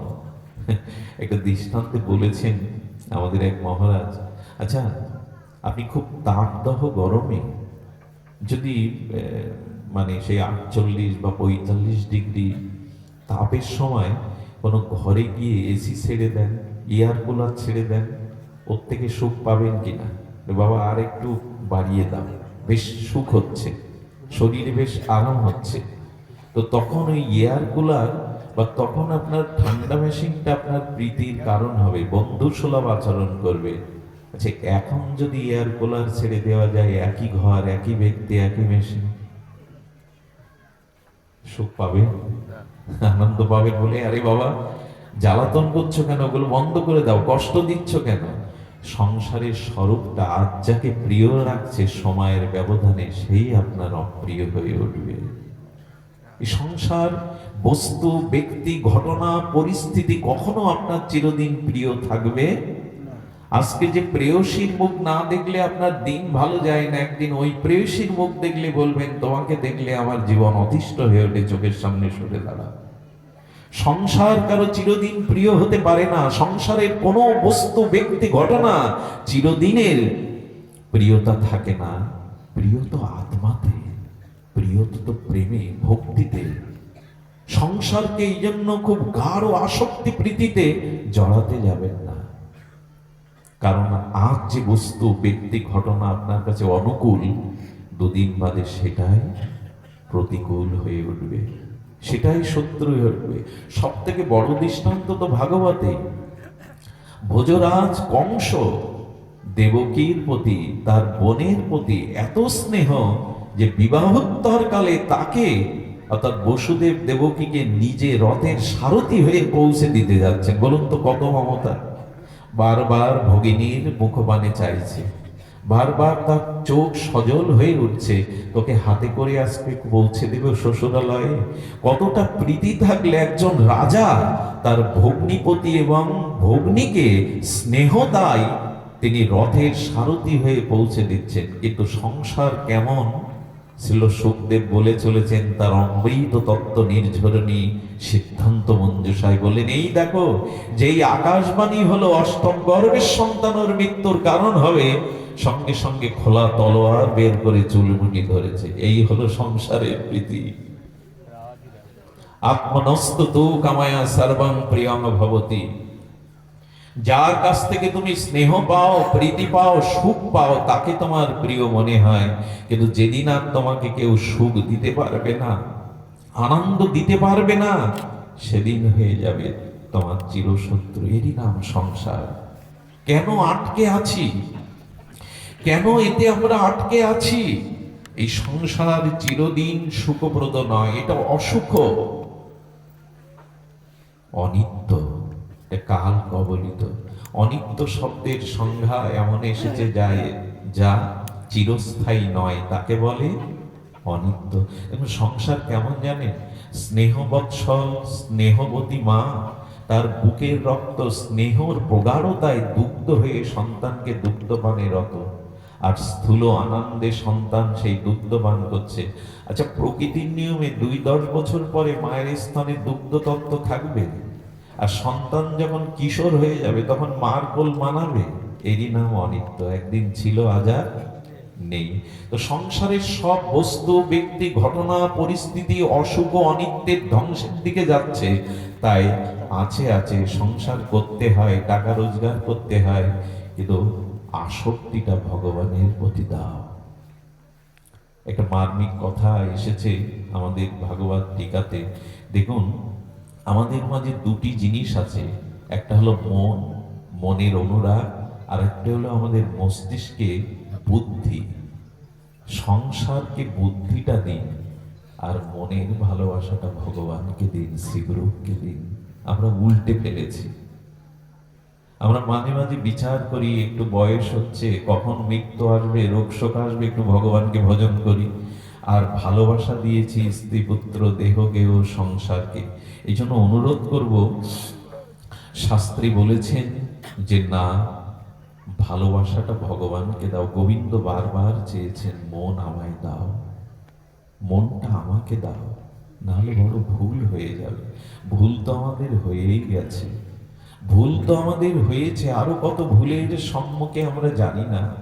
এই জন্য আপনাদের কাছে অনুরোধ করব, বিশেষ করে ভক্ত ভাগবত আর গ্রন্থ ভাগবতের অনুশীলন, ভক্ত ভাগবত, গ্রন্থ ভাগবতের প্রতি সমর্পণ, এটি আমাদের একান্ত প্রয়োজন। এটি আমাদের একান্ত প্রয়োজন। ভক্ত এবং গ্রন্থ ভাগবতের আনুগত্য নিয়ে, এটাই মহাপ্রভুর মত, এটাই আদর্শ। আহা, কি বলবো আপনাদের। শ্রীনিবাস আচার্য মহাপ্রভুর দ্বিতীয় আবেশ কলেবর যখন লীলাচলে গেলেন, তখন আনন্দের হাট, ভক্তির হাট ভেঙে দিয়ে মহাপ্রভু নিত্য লীলায় অপ্রকটে লীলায় গেছেন। মহাপ্রভুর পরিকরগণ এক এক করে সবাই বিদায় নিচ্ছে, আর পণ্ডিত গোস্বামী, গদাধর পণ্ডিত গোস্বামী সেই টোটা গোপীনাথে মহাপ্রভুর শোকে বিরহে পাথর মূর্তি হয়ে বসে আছেন, বাইরের দিকে দৃষ্টি নেই। শ্রীনিবাস এসেছে বড় ব্যথা ভরা হৃদয় নিয়ে। প্রভু নাই, রূপ নাই, সনাতন নাই। লীলাচলে বড় ব্যথা নিয়ে শ্রীনিবাস আচার্য এসে প্রণাম করছেন গদাধর পণ্ডিত গোস্বামীকে। কিন্তু প্রণাম করলে কি হবে? মহাপ্রভুর বিরহে শোকে এ জগতে তিনি আর নাই, পাথর মূর্তি হয়ে বসে আছেন। উনি চলে গেলেন। সেবক পরের দিন শ্রীনিবাস এলে কানে কানে বলছেন, প্রভু শ্রীনিবাস এসেছে আপনার দর্শনে আশীর্বাদ নিতে। তখনই চোখ খুললেন শ্রীনিবাস। তুমি এসেছো? এসেছো? তোমার কথা মহাপ্রভু আমাকে বলেছেন, তুমি আসবে, তোমার দ্বারা মহাপ্রভুর অনেক কাজ, অবশিষ্ট কাজ তোমার দ্বারাই সম্পন্ন হবে। এসো এসো। জানো, এই দেখুন হস্তলিখিত ভাগবত বের করেছেন। তখন তো প্রেজ আবিষ্কার হয়নি। গদাধর পণ্ডিত গোস্বামী হস্তলিখিত ভাগবতটা শ্রীনিবাস আচার্যের সামনে দিয়েছেন, কিন্তু অক্ষরগুলো ভাষা ভাষা মুছে মুছে গেছে। সজল নয়নে শ্রীনিবাস আচার্যের কাছে বলছেন, পণ্ডিত গোস্বামী জানো, তোমার প্রভু মহাপ্রভু জগন্নাথ দর্শন করে টোটা গোপীনাথে এসে সেই মধুর কণ্ঠে ডাকতো, গদাধর গদাধর। সে ডাকা শুনি না কানে। এই দেখো মহাপ্রভু আমার মুখে ভাগবত শ্রবণ করতেন, আর ধ্রুব চরিত্র, প্রহ্লাদ চরিত্র, ভক্ত চরিত্র এত নিষ্ঠায় সাবধান হয়ে শুনতেন। শুনতে শুনতে প্রভুর চোখের জলে এই দেখো ভাগবতের অক্ষরগুলো ভেসে গেছে। দেখো দেখো শ্রীনিবাস, তোমার প্রভুর ভগবানের নাম রূপ শ্রবণ করতে করতে তার চোখের প্রেমাশ্রুতি অক্ষরগুলো ভেসে গেছে। প্রভু কতটা ব্যাকুলতা নিয়ে হরিকথা শুনতে, কতটা ব্যাকুলতা নিয়ে হরিকথা শুনতে। শ্রীনিবাস আচার্য চোখে জল, গদাধর পণ্ডিত গোস্বামীও কাঁদছেন। আর কেউ এমন করে ডাকবে না গদাধর। এই জন্য হরিকথাতে মহাপ্রভুর এত রুচি। রায় রামানন্দ শোনে তার রূপ সনাতনের সাথে তার ভক্তি সিদ্ধান্ত আলাপন, এবং শেষ যে রহিল প্রভুর দ্বাদশ বৎসর, সেই গম্ভীরাতে আমাদের স্বরূপ দামোদর রায় রামানন্দের মুখেই রায়ের নাট্যগীতিতে, গীত গোবিন্দে, কৃষ্ণ করণামৃতে এমনি করে প্রভুর জীবন ধারণ তো হরি কথাই জীবাত, ভগবানের কথাই জীবাত। কবে আসবে আমাদের এই রুচি? কবে আসবে হরিকথাতে ব্যাকুলতা? কবে আসবে উৎকণ্ঠা? শ্রীমান মহাপ্রভু স্বয়ং প্রদ্যুম্ন মিশ্রকে বলছেন, আমি হরিকথা জানি না, যাও মহা অনুভবীর মুখে হরিকথা শ্রবণ করে এসো। প্রদ্যুম্ন মিশ্রকে পাঠিয়েছিলেন মহা অনুভবী রায় রামানন্দের নিকটে। প্রথম দিন শ্রবণ করার সুযোগ পাননি, কাজে ব্যস্ত ছিলেন, নিজের ভজন কাজে। দ্বিতীয় দিন রায় রামানন্দ মহা অনুভবীর একদিনের হরিকথাতে প্রদ্যুম্ন মিশ্র প্রেমের সাগরে ডুবে গেলেন। মহাপ্রভুকে বললেন, প্রভু কার কাছে পাঠিয়েছিলেন? একদিনের কৃষ্ণ কথা আমাকে সাগরে ডুবিয়েছে প্রভু, আমি ডুবে গেছি। একদিনের কৃষ্ণ কথা। এই জন্য হরিকথাতে রুচি চাই। দেখুন ভগবানের নাম রূপ লীলা ভক্ত মুখে শ্রবণ করতে করতেই তো রুচি হবে। আর আমাদের উচিত হলো বৈষ্ণব আদর, বৈষ্ণব সম্ভাষণ। সব থেকে বড় ভক্ত সঙ্গ আপনারা জানেন, রাজস্থানে মীরা যেখানে আবির্ভূত হয়েছিলেন, এই মীরাকে কম লাঞ্ছনা সহ্য করতে হয়নি। তার গিরিধারী লালকে ভালোবাসতে গিয়ে সে রাজরানী, কিন্তু রাজরানীর সুখ তার সয়নি। যিনি ব্রজরাজ নন্দনকে প্রাণ মন সঁপে দিয়েছেন, তার কি আজ রাজরানী ভালো লাগে গো? সারা রাত তার বিনায় সেই গিরিধারী লালকে সুরমূর্ছনায় সুরলহরীতে আনন্দ দিতেন। কিন্তু মীরার বদনাম ছড়িয়ে পড়ল, বৈষ্ণব নিন্দা হতে হতে মীরা রাজস্থান সেই স্থান ত্যাগ করেছিলেন। শুনুন, বৈষ্ণব নিন্দা, বৈষ্ণবকে অনাদর করলে কি হয়? মীরা বিদায়ের সাথে সাথে সমগ্র মেঘতাতে অনাবৃষ্টি, ফসল হানি, দুরারোগ্য ব্যাধি এসে উপস্থিত হয়েছিল। যে গ্রামে বৈষ্ণব নিন্দা হয়, যেখানে সাধুর সম্ভাষণ নাই, যেখানে সাধুগুরু বৈষ্ণবের কোনো মর্যাদা নাই, ভগবান সেখানে বিমুখ হয়ে যান। অনাবৃষ্টি, ফসল হানি শুরু হলো। এটা নিয়ম। এই জন্য আমাদের সাধু অনুরাগ, বৈষ্ণব অনুরাগ চাই।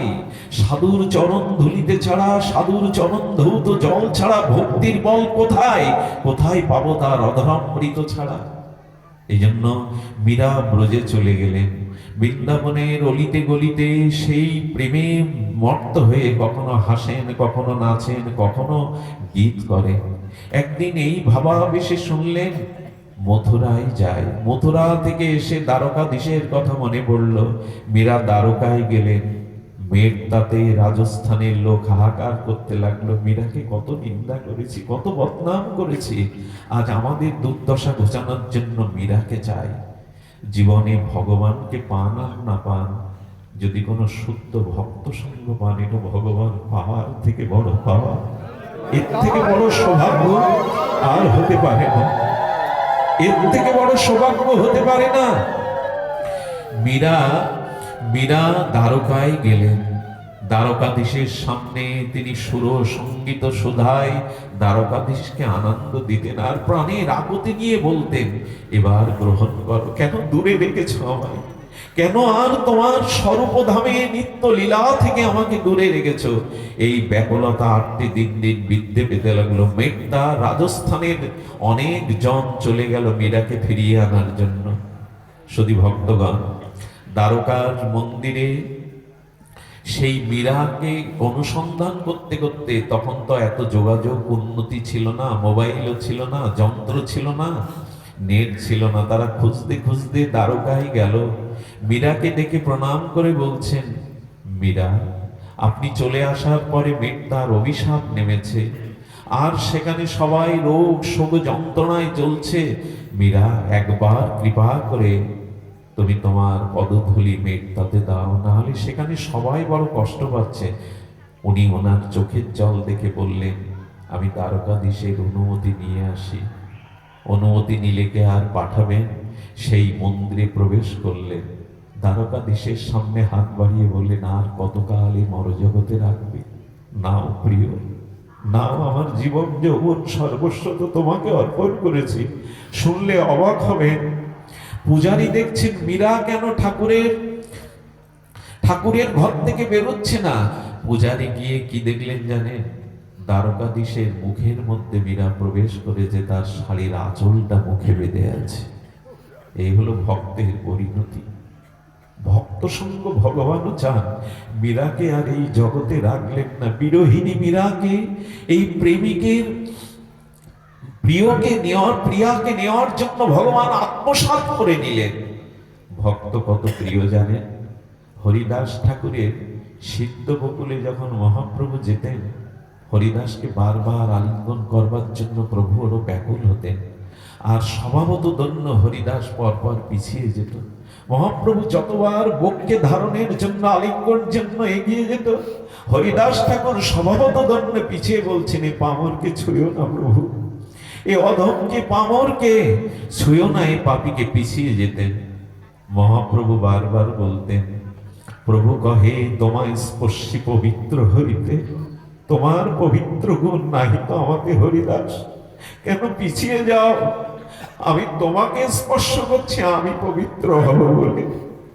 আহা, আমাদের প্রেমনিধি রাধা কৃষ্ণ মিলিত তন পরতত্ত্ব প্রেমাবতার চৈতন্য মহাপ্রভু কি বলছেন তার মহাবাণীতে? প্রভু কহে তোমার স্পর্শে পবিত্র হইতে হরিদাস, আমি তোমাকে স্পর্শ করছি, আমি পবিত্র হব বলে। পিছিয়ে যেও না।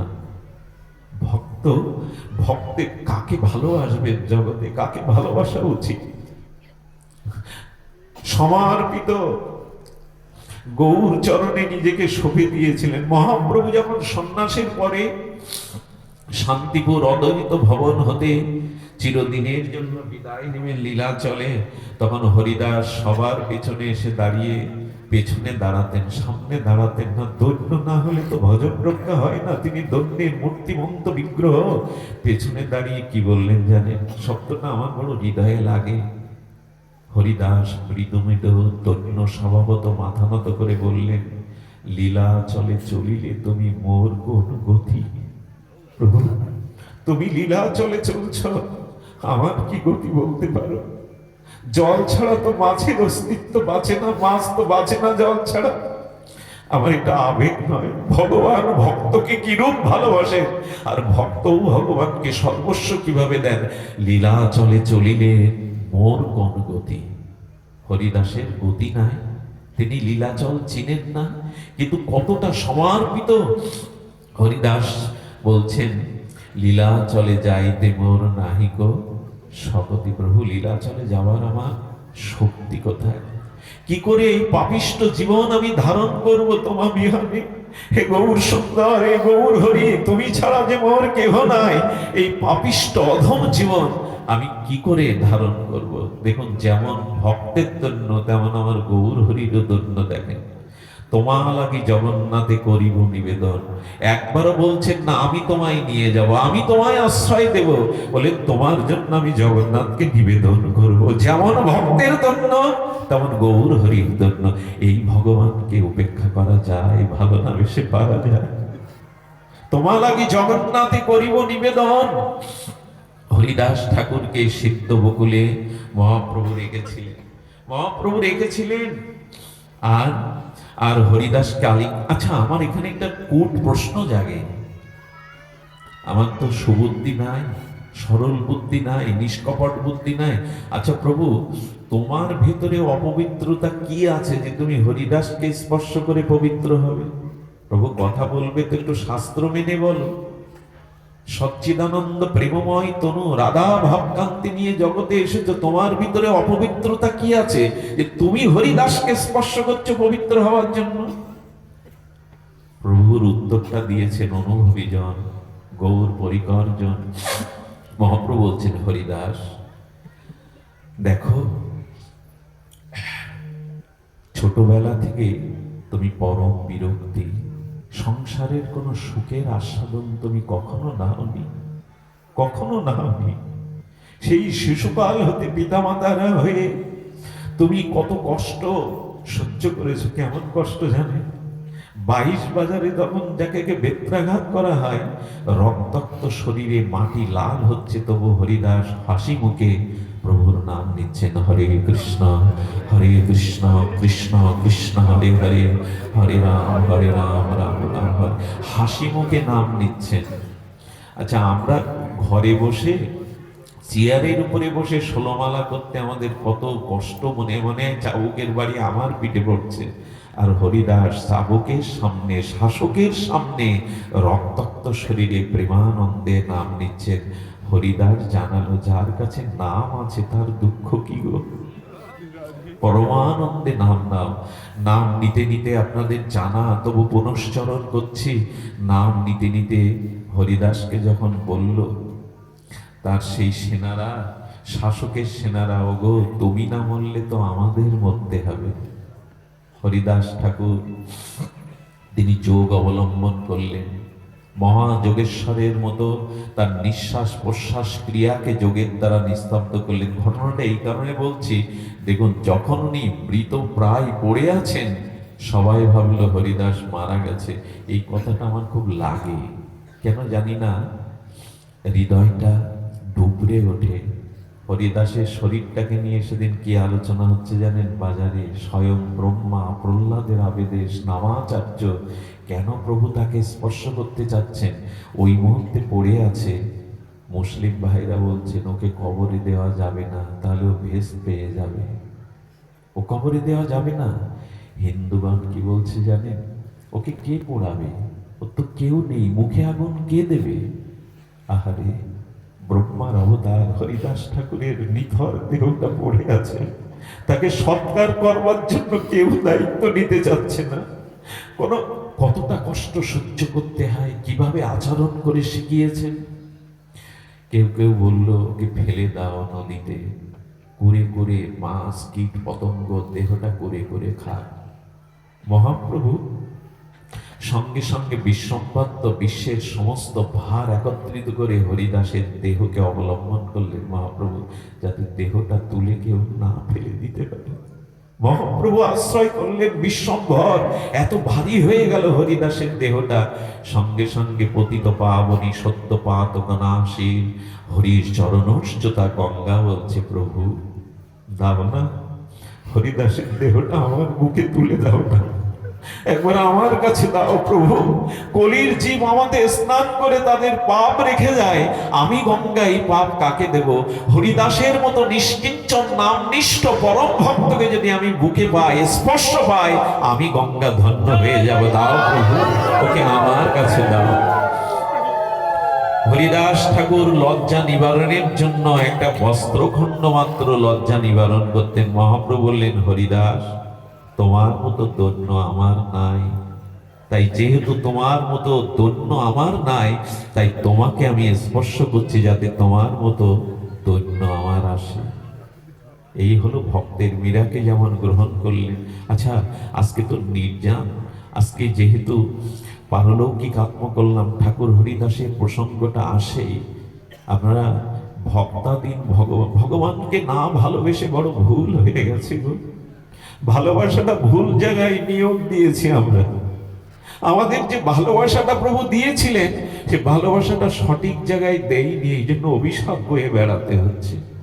তাবৎ গৃহদাস্তে না কারা গৃহম গৃহম তাবৎ মোহনী গণ যাবৎ কৃষ্ণ নতে জানা। ব্রহ্মা স্তুতিতে ব্রহ্মা বলছেন, যতদিন জীবের অনুরাগ ভালোবাসা হে কৃষ্ণ তোমাকে না দেবে, ততদিন তার শান্তি কোথায়? তার গৃহ তো কারাগার, তার হস্তপদ তো শৃঙ্খলিত, মোহ মায়ায় আবদ্ধ নেই, বাধা আবদ্ধ হয়ে আছে সে, আর তার মনের সদ্বৃত্তি চুরি হয়ে গেছে। মনে সব অসৎ বৃত্তি, মন স্তেনা চোর হয়ে গেছে। এই জন্য অনুরোধ করব, ভালোবাসাটা ভগবানকে দিন, নাহলে বড় ভুল হয়ে যাবে।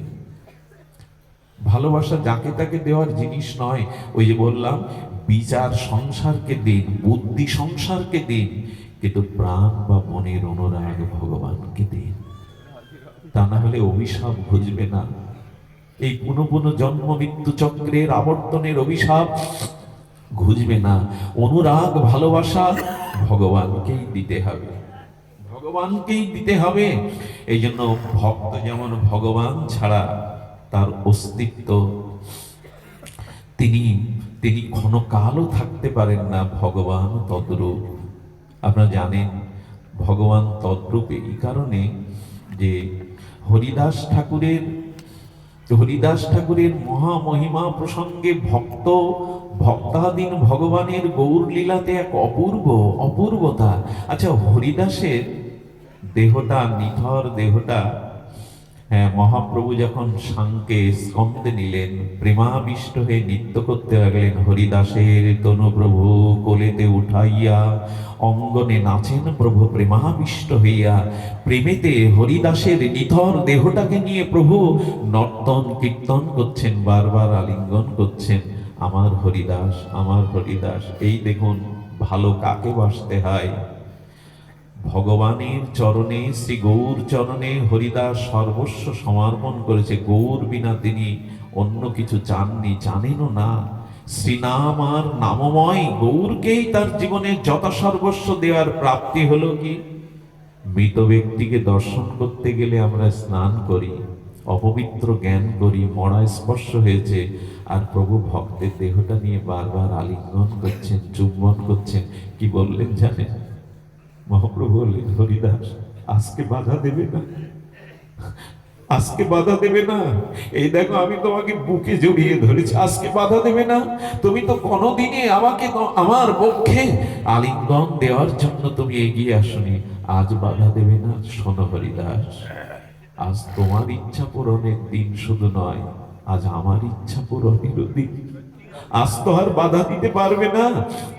এই দেখো, আমি তোমাকে বুকে নিয়েছি, আজ তো তুমি বাধা দিতে যাবে না। ভগবান ভক্তকে বুকে নিয়ে বলছেন, আজ আমার ইচ্ছা পূরণের দিন, আজ আমার ইচ্ছা পূরণের দিন।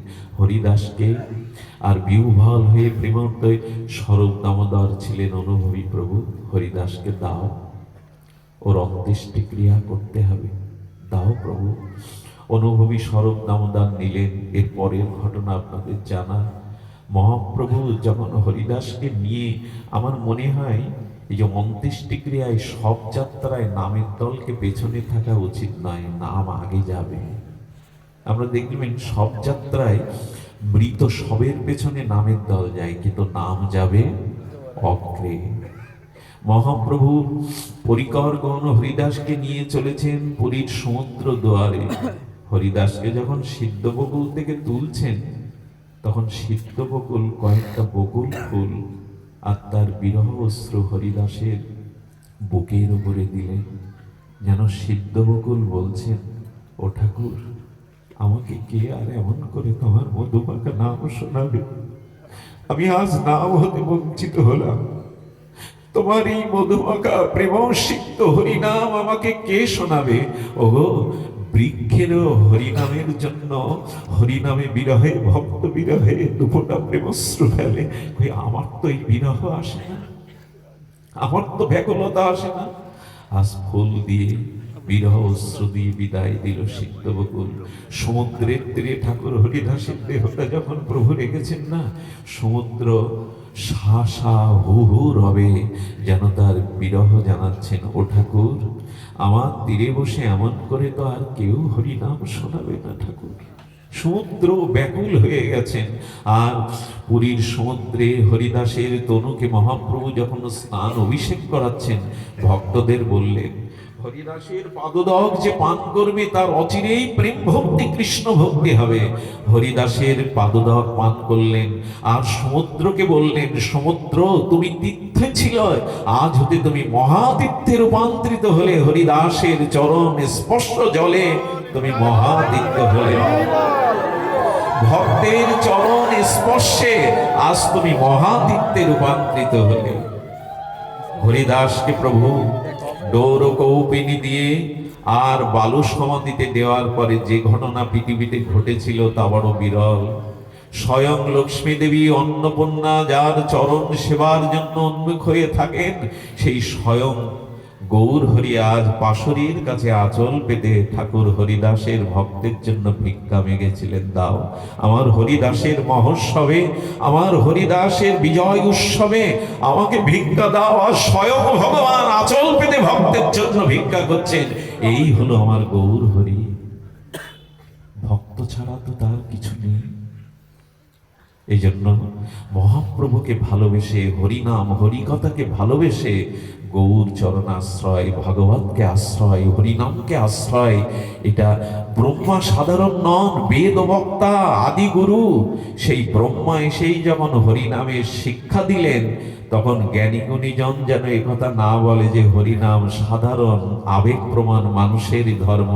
হরিনাম মহাপ্রভু হরিদাসকে 35 বছর আগে এই ভারত ভূখণ্ডে এনে দেখিয়েছিলেন। স্বয়ং বেদবক্তা ব্রহ্মা যদি সব ছেড়ে একমাত্র সাধ্য সাধন তত্ত্ব হরিনামকে আশ্রয় করে, হরিকথাকে, তোমাদের কিসে বাধা?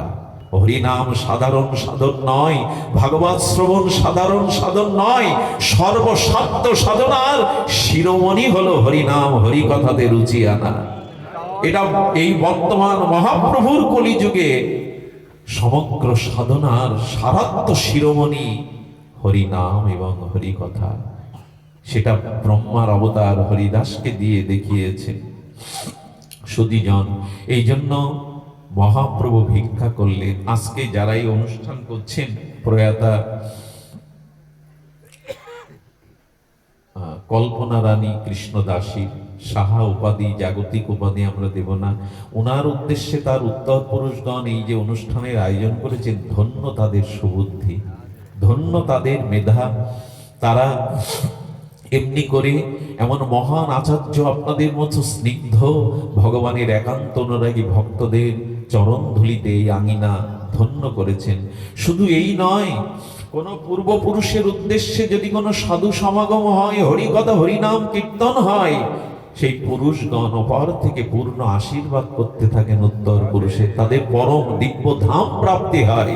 কারণ কি জানেন, যেখানে হরিকথা হয় অনেক বিদেহী পরম ঋষিমণির আত্মাগণের উপস্থিতি হয়। এখানে তাদের স্নিগ্ধ সান্নিধ্যেই বাতাবরণ বড় নির্মল হয়, শুদ্ধ হয়। এই জন্য আসুন আমরা ভাগবতকে গ্রহণ করি, হরিনামকে গ্রহণ করি, হরিকথাতেই আমাদের জীবনের একমাত্র জীবাতু করে তুলি। এছাড়া তো আমাদের দ্বিতীয় পথ নাই। ওনার মতো মহাত্মাকে বসিয়ে রেখে হরিকথা বলা বড় দুঃসাহস। আমি আমার কথাই হারিয়ে ফেলছি, কারণ সূর্যের সামনে মাটির প্রদীপ নিয়ে কিভাবে আরতি করব বলুন। ওনার সুললিত প্রজ্ঞা পাণ্ডিত্য ভজন অনুভূতি দিয়ে উনি যেভাবে ওনার পাঠ আমি শুনি, আমি জানি না যে কার মুখ দেখে আমার দিন শুরু হয়েছিল। আমি অত্যন্ত অসুস্থ, আসবার অবসাদ ছিল না, কিন্তু মনে হচ্ছে মহাপ্রভু ভাগবত মহতের আপনাদের দর্শনে এখন আমার থেকে সুস্থ বোধ করি কেউ নেই। এটাই হলো রোগ শুভ মোহ দূর হয় যদি ভক্ত সান্নিধ্য পাওয়া যায়। প্রভাতে উঠে ভগবানের কাছে এই প্রার্থনাই করতে হয়, প্রভু প্রভু তোমাকে পায় আর না পায়, যেন তোমার সাধু দর্শন পায়। এই কথাই তো দেবাহুতি মাকে ভগবান কপিল দেব বলেছিলেন। আমরা ভাগবত বিশ্রাম করবো এই বিখ্যাত শ্লোক দিয়ে। শতাং প্রসঙ্গনাম বেটিজেস মম সংবিদ ভবন্তি হৃৎকর্ণ রসায়ন কথা তজ্জ সনত দর্শ অপবর্গবৎ মানি শ্রদ্ধা রতিভক্তি ক্রম বিশ্বতি। হে মাতো, পারলে হরি সাধু সঙ্গ এবং সাধুকে ভগবানের প্রসঙ্গ শ্রবণ কীর্তনই হলো ক্রমান্তরে শ্রদ্ধা রতি প্রেম ভক্তিতে পৌঁছানো। এছাড়া তো আমাদের পথ খোলা নেই। এই দুই ভাগবত সঙ্গে আমাদের সাক্ষাৎকারী একমাত্র উপায়। শুধু ভক্তগণ, আপনাদের বহু দূর দূরান্ত থেকে যেভাবে এসেছেন, হরিকথা বলবার মতো ন্যূনতম যোগ্যতা ভজন অনুভূতি নাই, তবু শিল গুরু মহারাজের অপর করুণার দানে, এই মহারাজের অপর অহেতুকী কৃপা, তার করুণা ধারায় আজ যেটুকু হরিকথার আমাদের সৌভাগ্য হলো, সেই হরিকথা যেন শ্রদ্ধারূপ পাত্রে বিশ্বাসের দৃঢ়তায় আমরা ধারণ করতে পারি। শুধু ভক্তগণ, বায়ু গন্ধ বিনা, গন্ধ কুসুম বিনা, কুসুম ভ্রমর বিনা, ভ্রমর রাগ বিনা, রাগ ভাব বিনা, ভাব প্রেম বিনা, প্রেম হরি বিনা, আর মনুষ্য জন্ম বিফল হরি নাম হরি কথা বিনা। যদি হরি কথা হরি নাম না থাকে, তবে আমাদের এই জন্ম বিফল। আপনারা জয়যুক্ত হন। শ্রীমান মহাপ্রভুর আদর্শে আমাদের জীবনে অনুরাগ, আমাদের ভক্তির ধারা প্রবাহ গঙ্গা আমাদের স্রোতস্বিনী নদীর মতো হৃদয়ে বহমান থাকুক। আর মহারাজের দীর্ঘায়ু শতায়ু কামনা করি। এমনি করে আপনাদেরও কৃষ্ণ ভক্তি প্রার্থনা করে, আপনাদের পরম মঙ্গল বাসনা হৃদয়ে রেখে আজকের অনুষ্ঠানের পুত্র গৌরাঙ্গ সাহা, বাসুদেব সাহা, পুত্র বধূগণ বা দাদুভাইগণ জগন্নাথ সাহা, দেবাশিস সাহা, পূজা সাহা, প্রিয়ন্তী সাহা, আরো কত কত যারা আছেন, তাদের প্রতি আশীর্বাদ রাখবেন। তারা এমনি করে আপনাদের চরণ ধুলিতে যেন অনুভূতি পায়, যেন তারা ভগবানের ভজনের পথে এগিয়ে যাওয়ার হৃদয়ে প্রেরণা পায়। আজ এইটুকুই, সবার মঙ্গল কামনা করে হরিকথা এখানেই বিশ্রাম নিতে। একটা অনুরোধ, আমার অনেক দিনের লালসা, আমি মহারাজজির মুখে একটু হরিনাম আস্বাদন করবো। আপনারা আসুন, আমরা সকলে মিলে একটু দিব্য হরিনাম আস্বাদনে করতে হয়। জয় রাধা, জয় নিতাই গৌর। বাবা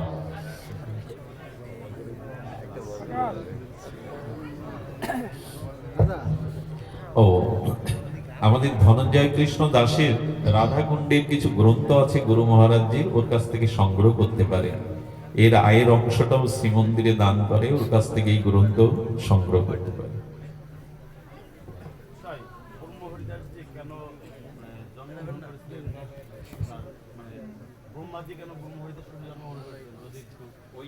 ওই কারণে অনেকেই জ্ঞানী যারা, নির্বিশেষবাদী যারা, ব্রহ্মজ্ঞানী যারা, তারা মনে করে হরিনাম হলো আবেগপ্রবণ কিছু দুর্বল অশিক্ষিত মানুষের ধর্ম।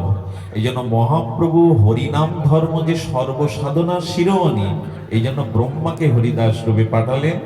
উনি হরিনাম নিলে দিন জানবে যে ব্রহ্মা যদি হরিনামকেই সার করে, তাহলে আমাদের আর কি করার আছে। এই জন্যই প্রভু পাঠালেন। জয় রাধে। আসুন আমরা একটু সংকীর্তন রস আস্বাদন করি। মোস্তাফাপুর সার্বজনীন রাধা গোবিন্দ মন্দিরে শ্রীল মহারাজজির অমৃত সুধা হরিকথা আস্বাদনের আপনাদের পূর্ণ নিমন্ত্রণ।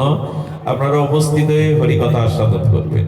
আগামী কালকেই শ্রীল গুরু মহারাজজির মুখে, আচার্যের মুখে আপনারা অমৃত হরিকথা শ্রবণের নিমন্ত্রণ এই জীবাধম আপনাদের চরণে রাখছে। আপনারা অবশ্যই হরিকথা শ্রবণে মোস্তফাপুর রাধা গোবিন্দ মন্দিরে উপস্থিত হবেন। জয় রাধা। ঘুমোতদা ওইটা একটু নামান্য ভাই।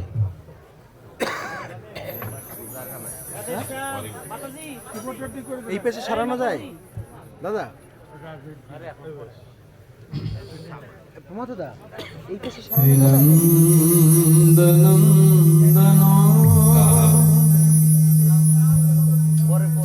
পরে পরে যশোদা জীবনা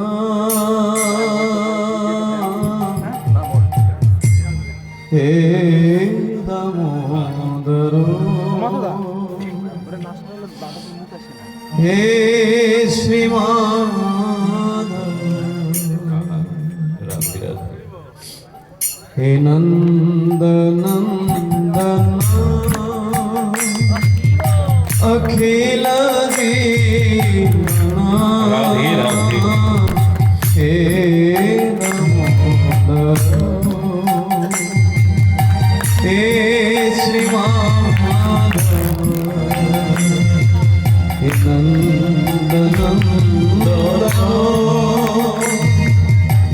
अखिल जीवन हे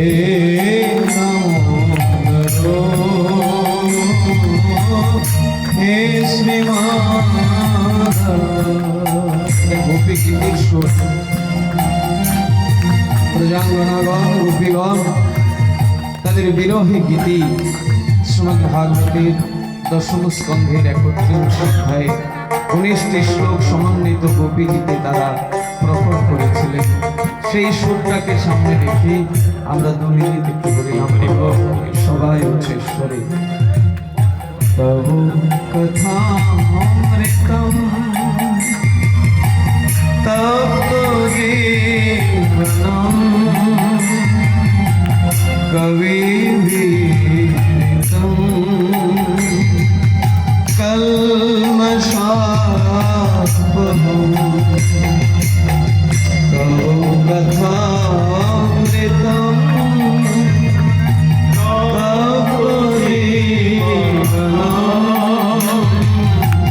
कविवीरितं कल्मषापहं श्रवणमङ्गलं श्रीमदागतं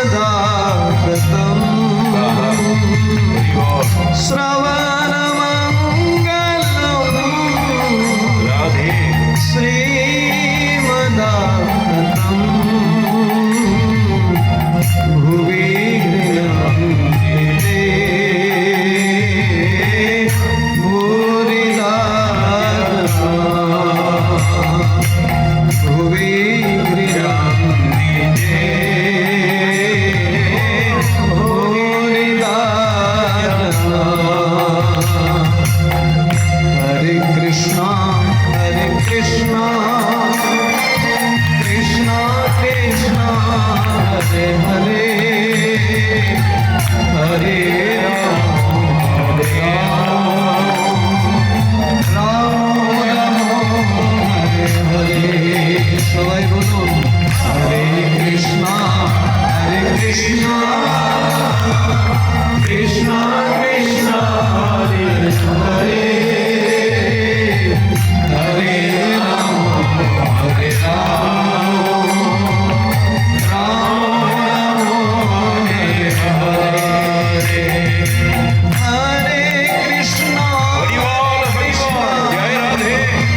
कृष्णा कृष्णा हरे हरे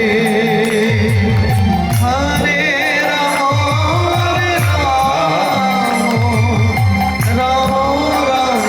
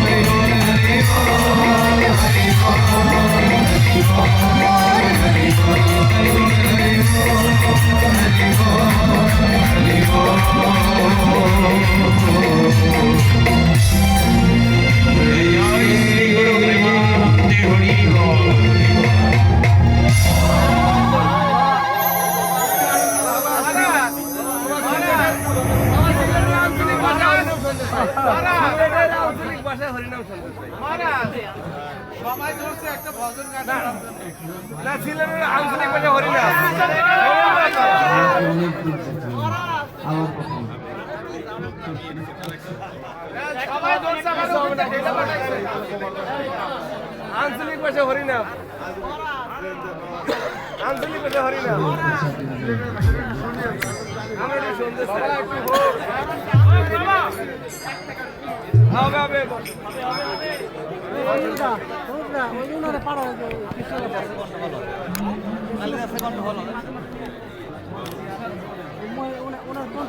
এই শান্তদা শান্তদা তুমি দাও শান্তদা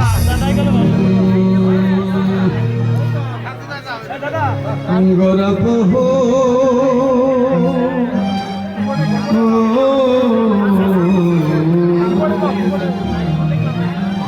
না হজিয়া আজকের এই সন্ধ্যায় বাবার শ্রীমুখ থেকে শুধু মহাপ্রভুর কথাই বিস্তার লাভ করল। সেই মহাপ্রভুরই গুণকথা প্রেম ভক্তির মহাজন শ্রী ঠাকুর নরোত্তম তিনি গৌরীর মহিমা কীর্তন করছেন। আসুন আমরা একটু সেই পথ শ্রবণ করি আজকের কথাকে।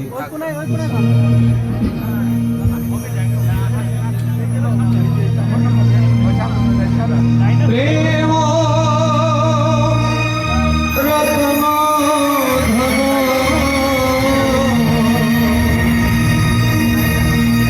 প্রেম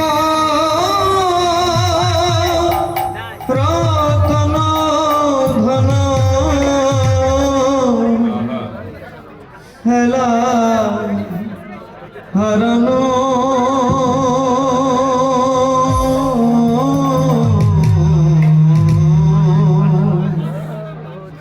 না ভজিয়া মইন গোরব হো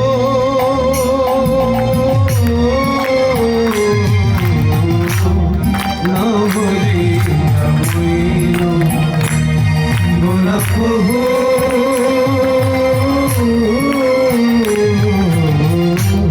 না ভজিয়া মইন গোরব হো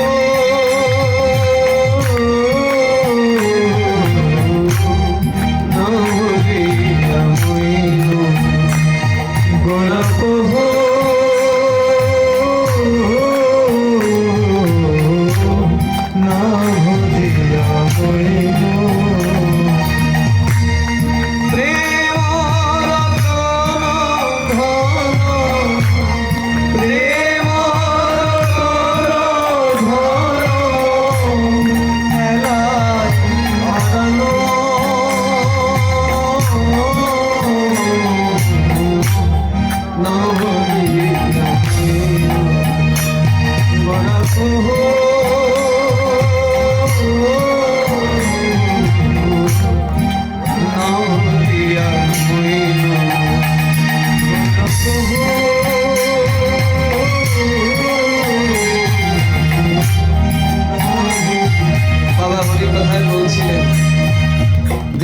ভক্তিটা কোথায় আছে, কোথায় নিয়ে যেতে হবে। ঠাকুর মহাশয় একই কথা বলছেন। কি বলছেন দেখুন, অধনে যতন করি ধন দেয়া গেল, অধনে যতন করি ধন দেয়া গেল, আপন কর দোষে, আপন কর দোষে আপনি ডুবিন,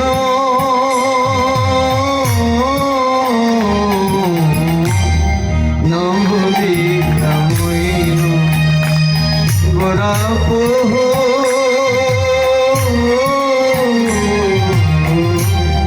নহরি রামইন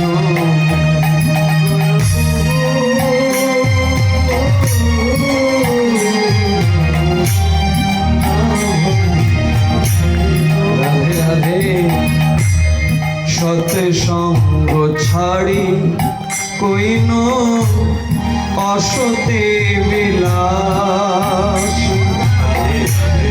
সত সঙ্গ ছাড়ি কইন অসতে বিলাস,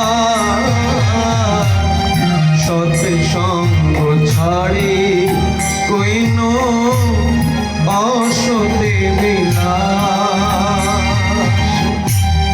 বেকারণে লাগিল যে, বেকারণে লাগিল যে কর্মবন্ধ ফাঁস,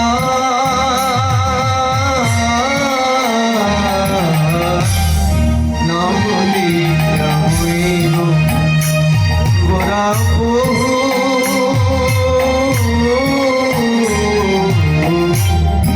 না বলিয়া হইল গোরা বহু।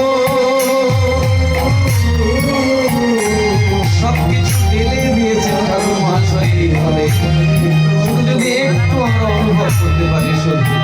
দেখুন, বিষয় বিষম বিষ সতত খাইল, বিষয় বিষম বিষ সতত খাইল, গৌর কীর্তন রসে, গৌর কীর্তন রসে মগন না হইন,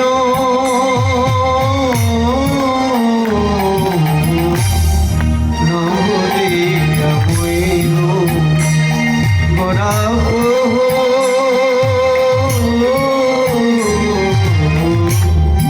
নহরিয়া হইল।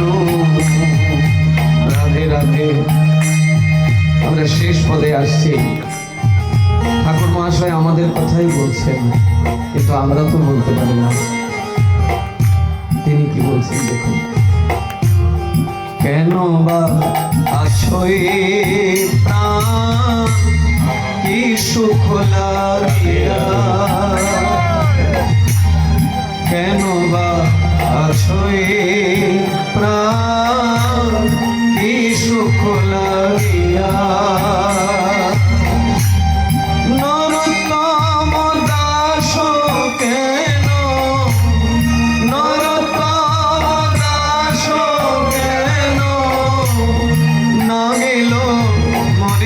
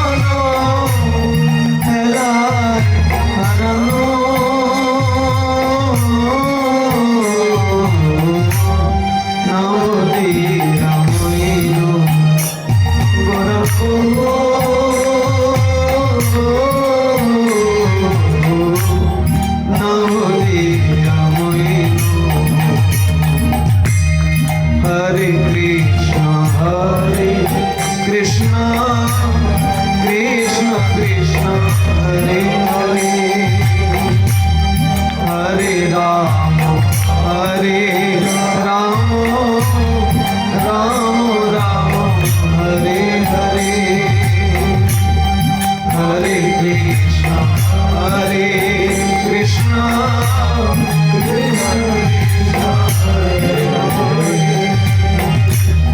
হরে রাম হরে রাম রাম রাম হরে হরে হরে কৃষ্ণ